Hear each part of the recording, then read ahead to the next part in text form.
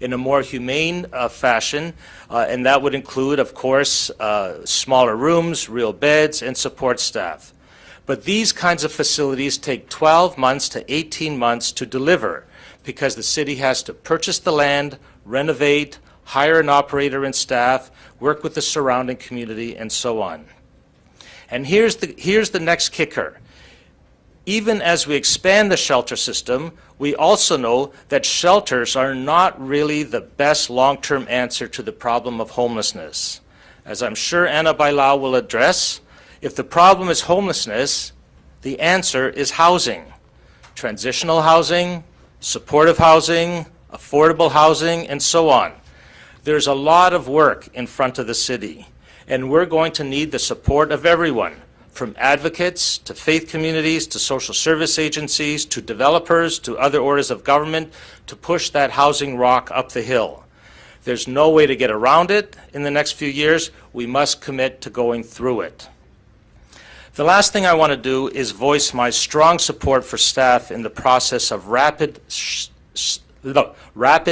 shelter system expansion. Some of the tweets that I have seen are disconcerting where there is a picture of staff painted as faceless bureaucrats working to financial considerations and that they don't care. I can tell you that between Christmas and New Year's, I was in contact with Paul Raftis, Marianne Bedard, and sometimes Mark Aston, the executive director of Fred Victor, on a daily basis, more often than not, multiple times in the same day. Money and budget never came up in the conversation.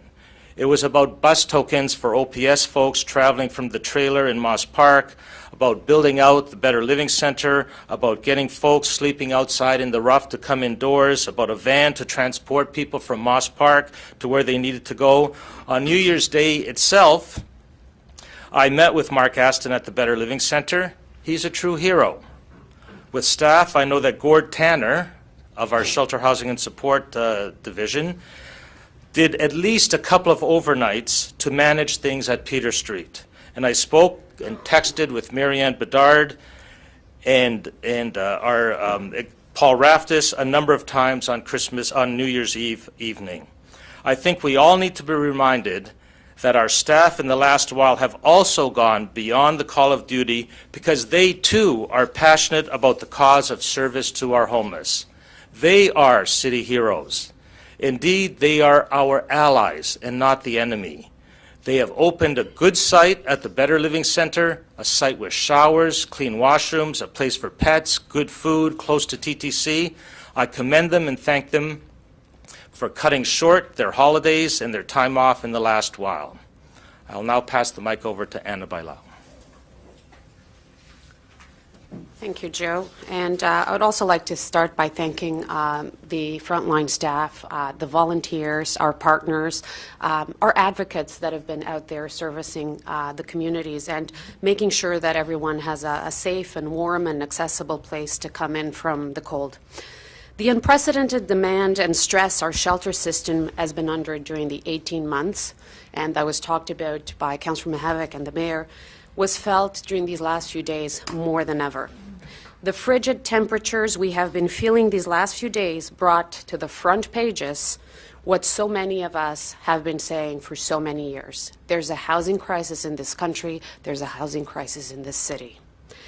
Today, we expanded the Better Living Center. We get ready to open the 7th Respite Center. In reality, I hope what we're doing is just a bridge, what I call just a temporary bridge for what can allow us, the other levels of government, our partners, to really tackle the root causes of these problems. And we can do that in 3 ways. The implementation and expansion of a new shelter model. The city needs to open a minimum of 10 shelters in the very near future. Councillor Fletcher and I worked last year on a report called Engaging Communities in First Step Housing and Services. This was to bring these shelters to our communities in a faster way, in a more welcoming way, and with services attached to it. and with the main goal of having it as a first step housing. Now, this might seem obvious to you that shelter should be first step housing, but when you have 10% of the users using 60% of the nights, there is something that is not working, and a rethink of this model needed to happen. And so this was approved. The Hope Shelter, opening next week, will be the first one to start piloting some of these recommendations. Now, if we call that the first step housing and we put it with shelters with an expanded shelter capacity, we need to ensure that there's a place for people to be, and that is the transitional housing. Now, this transitional housing needs to be integrated with our healthcare systems. Projects like the Winchester homes that was recently approved by council, projects like the Chestnut Street projects that are coming to executive, projects like the human and traffic, the homes to deal with human and trafficking that we've partnered with Confident House, they've proved that this is a success. Like the mayor said, the $90 million that we got from the province is a good start. But if we really want to tackle homelessness, if we really wanted to tackle this issue, we all need to step up the building of transitional housing and have it fully integrated in the healthcare solution. This is as much as a housing solution as it is a healthcare solution. And obviously, finally, the third point, affordable housing. In the city, we have identified 15 of our own sites to build housing. We have identified $250 million over 5 years to create incentives to build rental. We've partnered with the province, like we did in West Don Lands, to create more housing. We have, for the first time, approved over 1,000 rentals this year as part of our housing plan. We continue the restructuring of our social housing corporation, including providing them last year with 18% increase on their operating budget, and this year an unprecedented amount of money for their capital repair backlog. For the first time in the history of this corporation, there's going to be a line on our own budget for the capital repairs of TCHC. We continue to revitalize communities across the city, from Lawrence Heights to Alexander Park and Regent Park. But when we are catching up from years of governments divesting from housing, of agencies such as CMHC moving away from its mandate, from downloads such ones that we had from the province during amalgamation and even recently when the pooling money was taken away from us, all this just seems all too little. I often said, and many advocates agree with me, that we've never had as much done in the affordable housing, but the need has never been this great. And that is why, if we truly want to catch up, we need to start by recognizing the problem, that there is a problem in our city. There is a housing problem in our city. And nobody can deny it. When you can't find a bed, when you spend most of your money on rent, when you can't afford to buy a house in this city, no one can deny that there's a problem, and this needs to be recognized. We need to identify the solutions. So a new model for our shelter system, our transitional housing fully integrated with healthcare and the affordable housing, which needs to include the solution of our housing benefit recently announced, the new build, and also the maintenance of our current social housing stock. But above all, we need collaboration. This is an issue that we need all three orders of government to act. Our federal government just launched a national housing strategy. We need to ensure that its rollout happens as fast as possible. We need a national housing strategy that activates all of us, communities, governments, nonprofits, cooperatives, private landlords, builders, and financial institutions. We need leadership from the top by remaking our National Housing Agency, Canada Mortgage and Housing Corporation. As announced, we here at the City are pulling together a Housing Advisory Council to guide Toronto's participation in the implementation of the National Housing Strategy. Toronto housing challenges are felt in every neighbourhood, and they can't be solved by our city alone. But we have definitely been leading with our advocacy efforts, with programs such as the Open Door, with projects such as Homes for Victims of Human Trafficking. But the challenges are not only an emergency when we hit frigid temperatures. These have been an emergency for a long time. These are an emergency when the weather gets warmer again. We need this as a housing solution. So we know that tackling Toronto's housing issues will have directly positive impact in our city. in our province and in our country, spurring prosperity, generating social inclusion, and contributing to our pressing responsibility to address climate change. But above all, we know that it will create safe, warm, and decent place for cities and our families to come home to.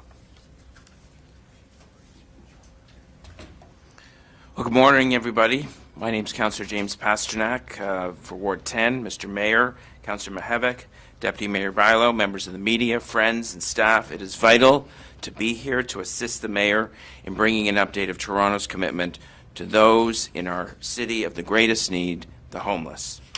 Homelessness is quickly becoming the social challenge of our time. It is compounded by seismic shifts in society that can produce unfortunate and unpredictable challenges for both men and women of all ages. As the chair of the Community Development and Recreation Committee, I can say with certainty that homelessness is one of the most complex medical and social challenges to solve. I want to thank our city staff and all those involved in helping the homeless in the city. They are doing good work within a system that we have expanded by hundreds of spaces. I'm not going to mince words. This is hard work and a great challenge, and some of the negative comments about our staff made in the media in recent days are unwarranted.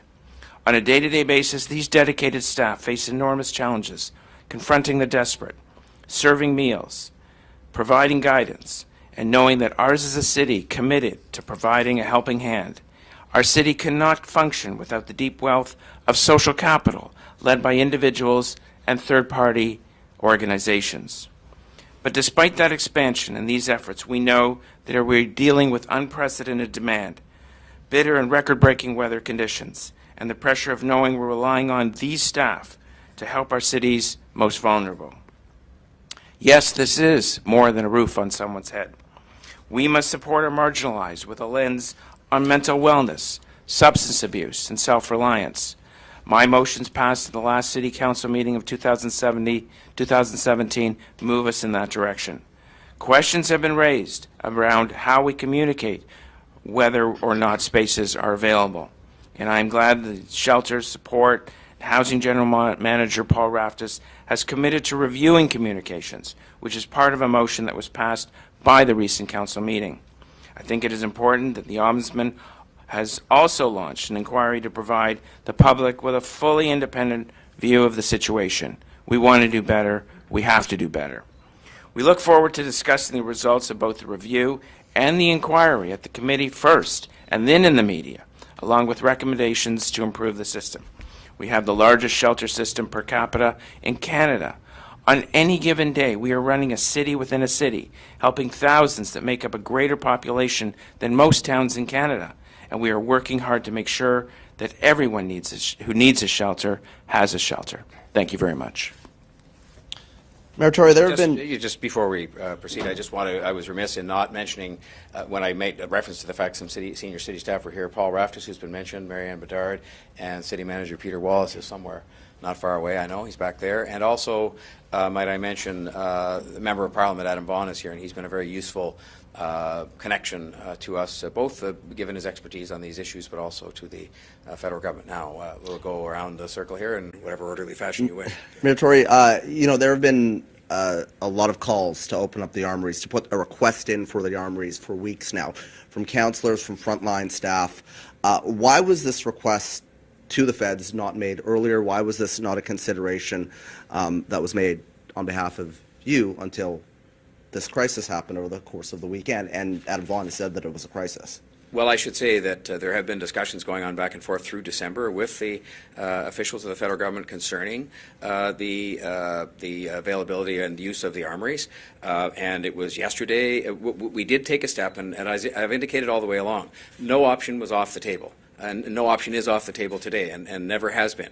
What we did say is we were going to base our decisions on the advice of our staff, and we had options that ranked ahead of the armories, such as the Better Living Centre, a building we owned, a building we could outfit and put into use very quickly and expand very quickly, as we have done.